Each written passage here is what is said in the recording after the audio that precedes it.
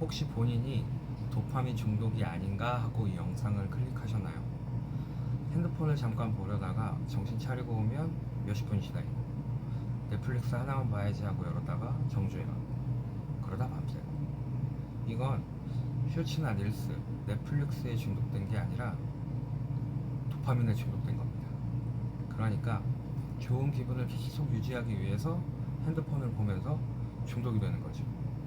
이 도파민 때문에 더욱더 열정적이고 의욕적으로 핸드폰을 보게 되는 겁니다. 오늘 저는 여러분들에게 이 핸드폰을 보게 만드는 그 의욕과 열정을 가지고 하루 단 2분으로 독서와 운동을 취미로 만들 수 있게끔 해드리고 싶어요. 말이 안 된다고 생각하시나요? 한 번만 들어보세요. 제가 이렇게 해냈습니다. 솔직히 아직까지 완전히 핸드폰을 안 보는 건 아니에요. 그렇다고 해서 제가 막 엄청난 몸짱이라든가 뭐 이렇게 날렵한 몸매는 아니죠.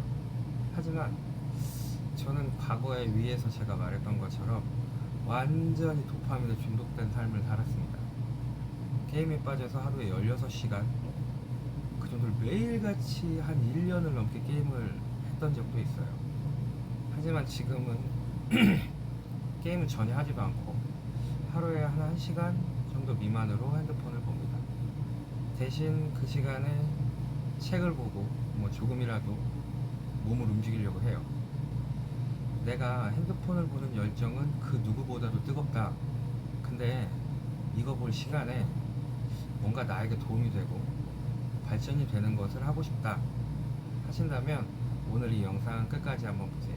여러분의 인생이 조금씩 바뀌는 것을 느끼실 수 있으실 겁니다.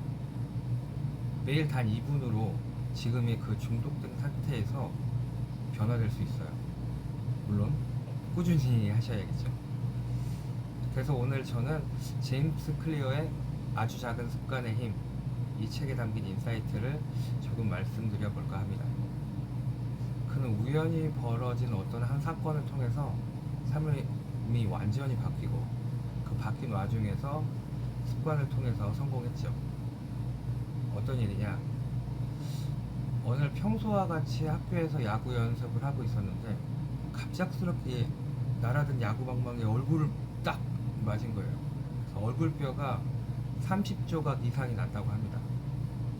죽을 뻔한 거죠. 그 와중에서 겨우 살아남았지만 아버지와 같이 프로야구 선수가 되길 바랬던 그에게 정말로 절망적인 일이었겠죠. 그 후에 2년 정도 시간이 지난 다음에 그에게 터닝 포인트가 찾아왔습니다. 바로 데니슨 대학교에 입학하게 된 건데요. 그는 그곳에서 매일 사소한 습관들로 자신감을 되찾게 되고 결국 대학 최고 남자 선수로 선정이 되었으며 ESPN 전미 대학 대표 선수로 선출되는 엄청난 일을 해냈습니다. 그가 어떻게 이렇게까지 엄청난 성과를 이루었을까요? 그는 말합니다. 우리가 1년 동안 매일 1%씩 성장한다면 나중에는 정말 처음 그 일을 했을 때보다 37배 더 나아져 있을 거라고 이야기해요. 돈이 복리로 불어나듯이 습관 역시 마찬가지라는 겁니다. 그는 또 말합니다. 습관은 잠재력 잠복기를 거친다. 우리는 종종 어떠한 노력이 처음에는 너무 미미하고 전혀 눈에 보이지 않아서 포기하고 안 하죠.